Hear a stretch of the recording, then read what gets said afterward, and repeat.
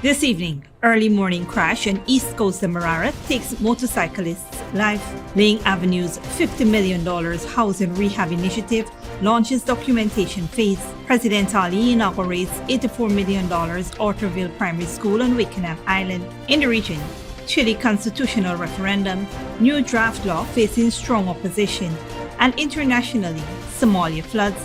Heavy rains force thousands from their homes.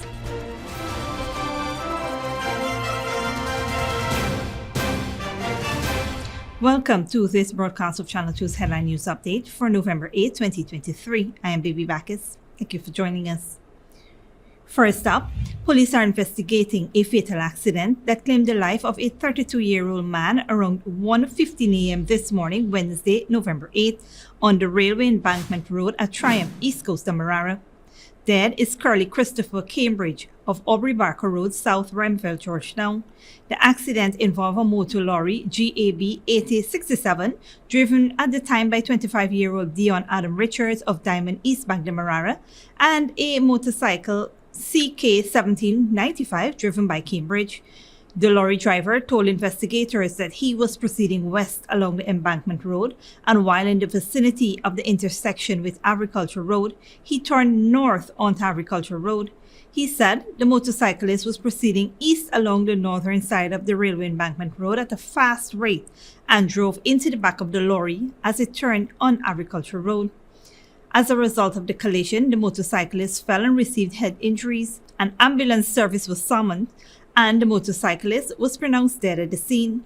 A breathalyzer test was conducted on the lorry driver, and no trace of alcohol was found. The driver, however, remains in custody as investigations continues. A 26-year-old woman, Jasoda Gokul, from her cell in Sedam, East Bank Demerara, is in critical condition at the Georgetown Public Hospital after being randomly attacked by an unknown man on the Herstelin Public Road.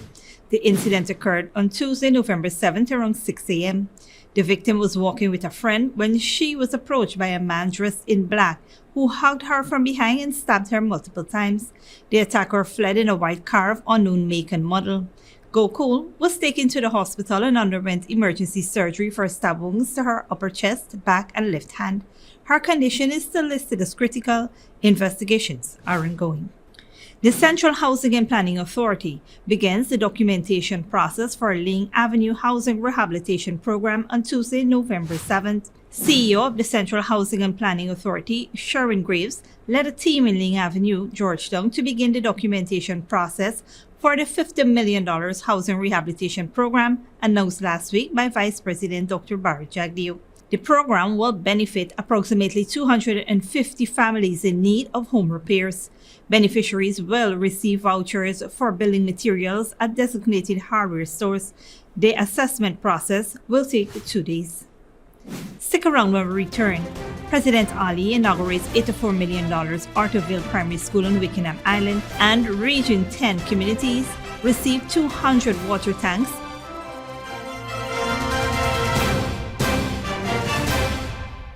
Hello, my fellow TikToker followers. Here's credit. And today, all we will be making Chinese noodles with peppies, chow mein, chicken fritters, and spice cake. For the noodles, all we will be using peppies, black pepper, cashew, Chinese sauce, soy sauce, garlic sauce, paprika, Chinese seasoning, chow mein seasoning, white spice, and all-purpose seasoning. Next, this chicken that we marinated, soak for all you know nothing with peppies, green seasoning, miracle seasoning, Pepper sauce, chicken seasoning, paprika, garlic powder, dark seasoning, black pepper, onion powder, and ginger powder, and document plantain flour, and then this butter we make with this quick piece powder, and we boil in high. We serve with peppies, barbecue sauce. Radical went to the supermarket and she proper buy up enough things. She feels she alone can cook, but she routine even wrong. He shaped like a guy in a map. Peppies has a wide range of ingredients available at supermarkets nationwide. Peppies, we put the pep back into your kitchen. Good girl forget things. What's the problem, Granny? I want money for borrow for those surgery. I was dancing and I fall and fracture my hip. If you need some quick money, you should check Lender's Jewelry and Pawn Shop. Lender's Jewelry and Pawn Shop, Lot 238 South Road Border, Georgetown. Get jewelry made to order in just 72 hours. We also accept vehicles. Lender's, best rates, longest payback period. Boys, I get through. Plus, I could dance again. Lender's Jewelry and Pawn Shop. Sneakily with a gift of sight from Modern Optical Services. Let our professional team examine and prescribe what's best for your eyes. Current smiles make fashionable faces. See us for a full line of optical services, including brand name and prescription eyewear.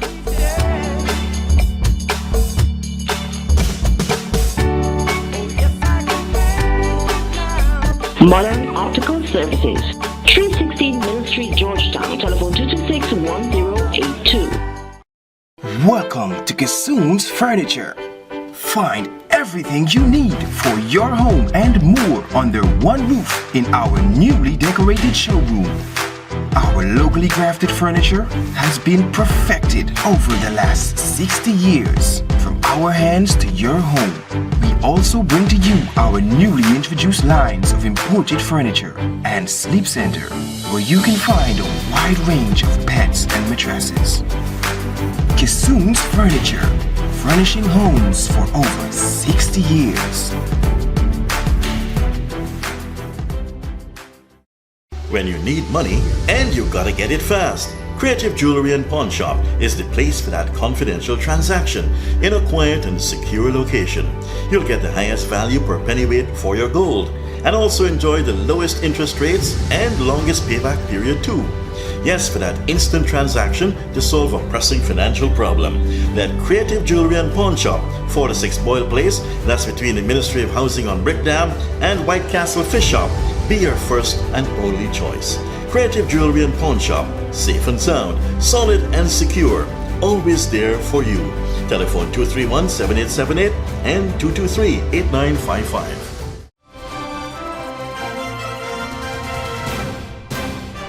Welcome back. The state-of-the-art $84 million Arthurville Primary School on Wakenaam Island, Region 3, was officially commissioned on Tuesday by President Dr. Mohamed Irfan Ali and Minister of Education Priya Manikchand. The school was built to replace the old building, which was deplorable. Construction on the new school began in January of 2023 and now accommodates 62 students in a comfortable environment with 8 teachers, 6 classrooms, an IT room, a kitchen and dining area, a reading area, and a staff room. At the commissioning ceremony, President Ali emphasized that the government will continue to invest in Guyanese to improve their lives in all areas and produce significant results. He also highlighted the critical role of education in building the Guyana of the future. By 2025, the government will be spending some $6 million or more on each resident in Wakenaam and other communities. The community will also benefit from other developments, such as a $2.5 million project to upgrade the Arthurville community ground. We turn our attention now to the government distributing some 200 water tanks to several communities in Region 10 on Monday, in keeping with a commitment made by President Dr. Mohamed Irfan Ali during a recent outreach in the region. Public Works Minister Bishop One Edgehill said that the government has fulfilled its commitment to provide water to riverine communities in the region. The communities had raised concerns about access to water due to drought-like conditions and the current dry season. Minister Edgehill noted during an update that this commitment has been fulfilled in 1 week. Residents of 58 miles Mabura Road, 47 miles, 37 miles Kamaka Mines, and Aituni will benefit from the swift intervention. Don't go away after the break. Somalia floods. Heavy rains have forced thousands from their homes. And Gaza under blockade. Car batteries charge phones in absence of fuel.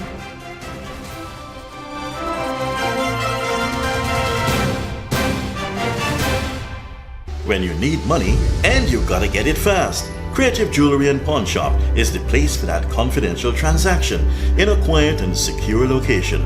You'll get the highest value per pennyweight for your gold and also enjoy the lowest interest rates and longest payback period too. Yes, for that instant transaction to solve a pressing financial problem. That Creative Jewelry and Pawn Shop, 46 Boyle Place, that's between the Ministry of Housing on Brickdam and White Castle Fish Shop, be your first and only choice. Creative Jewelry and Pawn Shop, safe and sound, solid and secure, always there for you.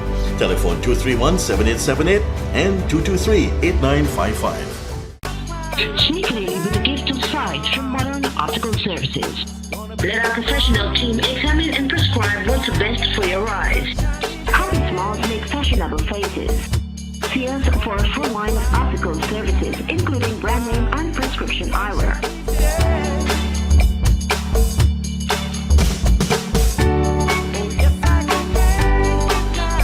Modern Optical Services, 316 Mill Street, Georgetown, telephone 226-1082. Welcome to Kissoon's Furniture. Find everything you need for your home and more under one roof in our newly decorated showroom. Our locally crafted furniture has been perfected over the last 60 years. From our hands to your home, we also bring to you our newly introduced lines of imported furniture and sleep center, where you can find a wide range of beds and mattresses. Kissoon's Furniture, furnishing homes for over 60 years. Hello, my fellow TikToker followers. He is Credit, and today all we will be making Chinese noodles with peppies, chow mein, chicken fritters, and spice cake. For the noodles, all of these will be using peppies, black pepper, cashew, Chinese sauce, soy sauce, garlic sauce, paprika, Chinese seasoning, chow mein seasoning, white spice, and all-purpose seasoning. Next, this chicken that we marinate soak for all you don't know nothing with peppies, green seasoning, miracle seasoning, Pepper sauce, chicken seasoning, paprika, garlic powder, dark seasoning, black pepper, onion powder, and ginger powder, and document planting flour, and then this butter we make with this quick piece powder, and we boil in high. We serve with peppies, barbecue sauce. Radical went to the supermarket and she proper buy up enough things. She feels she alone can cook, but she routine even wrong. He shaped like a guy in a map. Peppies has a wide range of ingredients available at supermarkets nationwide. Peppies, we put the pep back into your kitchen. Good girl forget things. What's the problem, Granny? I want money for borrow for those surgery. I was dancing and I fall and fracture my hip. If you need some quick money, you should check Lender's Jewelry and Pawn Shop. Lender's Jewelry and Pawn Shop, lot 238 South Road Border, Georgetown. Get jewelry made to order in just 72 hours. We also accept vehicles. Lender's, best rates, longest payback period. Boys, I get through. Plus, I could dance again. Lender's Jewelry and Pawn Shop. Welcome back. Now we take a look at what's happening in the region and around the world. Chileans will be returning to the polls next month to vote on a new draft constitution. It seeks to replace the current law, which was written under a military dictatorship. But the proposals are already facing strong opposition. Al Jazeera's Latin American editor Lucia Newman reports. For the second time in just over a year, Chileans are being presented with a text for a new constitution. Left-wing President Gabriel Boric tried to mask his disappointment with the right-leaning draft. Whatever the Chilean people's final verdict, we can say that our mechanisms and form of interacting politically continue to be essentially institutional and democratic. In September last year, Chileans rejected a draft charter written primarily by left-wing delegates. It guaranteed social rights, gender parity, abortion, environmental protection, and much more. But for the majority, it went too far. This time, the pendulum has swung to the extreme political right, which controlled the process with veto power. This new constitution eliminates political debate. 4 years ago, millions of Chileans took to the streets to demand a new constitution to replace their current dictatorship-era charter. Then, as now, better public health, education, and pensions were at the top of their demands. Yet the new convention couldn't resolve these fundamental issues. The issue is that we have been trying to put this kind of decision at the constitutional level. And it shouldn't be probably at the constitutional level. Many are frustrated and even embarrassed. In 6 weeks, Chileans will again vote in a referendum that, according to polls, is likely to reject this latest attempt to give Chile a constitution that can unite the country. And if that is the case, there won't be another chance for a very, very long time to come. Lucia Newman, Al Jazeera, Santiago. Internationally, at least 10 people have died and more than 100,000 have been forced from their homes by flooding in Somalia. The heavy rains come after a long period of drought, the region's worst in decades. Al Jazeera's Malcolm Webb reports. 3 years of drought have forced more than 1 million people from their homes in Somalia, many of them into camps like this one in the capital Mogadishu. Now their shelters are being washed away by floods after days of torrential rains. It's raining for a fifth day. Our makeshift shelters were washed away. Children are missing now. We don't know whether they're dead or alive. We request the aid agencies to urgently help us. Most of the people in the camps were herders until the pastures became too dry and more than 1 million livestock died of thirst. Others were farmers who could no longer grow crops. Now, swathes of the countryside are underwater.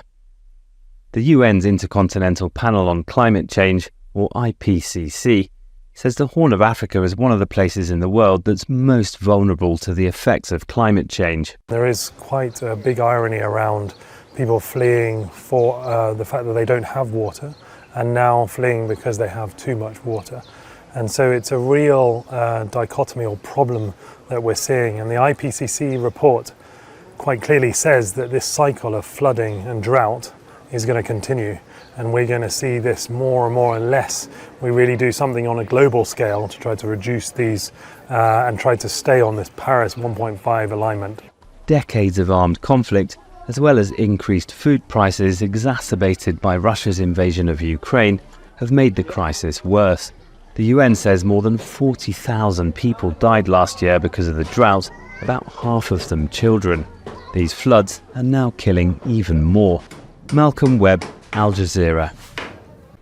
And finally, Palestinians in Gaza have resorted to charging their cell phones with car batteries after Israel cut off electricity supplies to the Strip. They claim that this is the only way for them to stay in touch with loved ones. Al Jazeera's Hashim Al-Bara reports. This is a phone charging station set up by local people to help a community shattered by war. Israel cut off electricity to Gaza at the start of its military operation. People are frantically looking for ways to charge their mobile phones. They walk long distances to reach this place, where car batteries are used as chargers. A moment of huge relief for distraught families as their phone screens come back to life.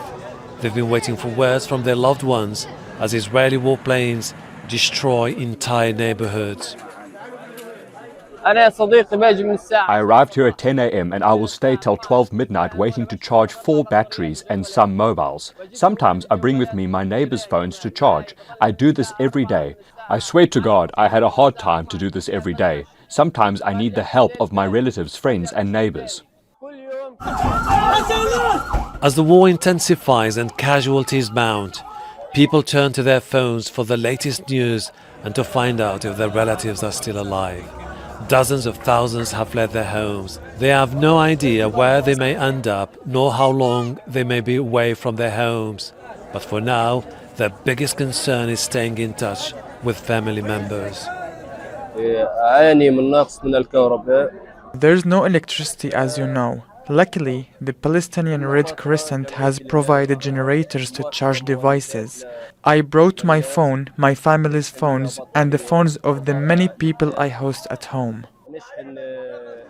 Once the phones are charged, they start ringing non-stop. Thousands of kilometers away, Palestinians who came from Gaza are anxious. They're constantly on their phones trying to find out if their loved ones are safe. We put ourselves in dangerous situation just to charge our phones, but we don't care, and we don't fear death because we are already in a situation where we can die at any moment. We walk long distances, but we have to take risks to charge our phones. For now, local charities are using the last fuel they have, or solar panels, to power these charging stations. And with no sign of any end to Israel's bombing, people are anxious to quickly connect to their cell phone networks to reassure relatives everything is fine for now. This brings us to the end of our regional and global news coverage. Up next is the 3-minute forecast.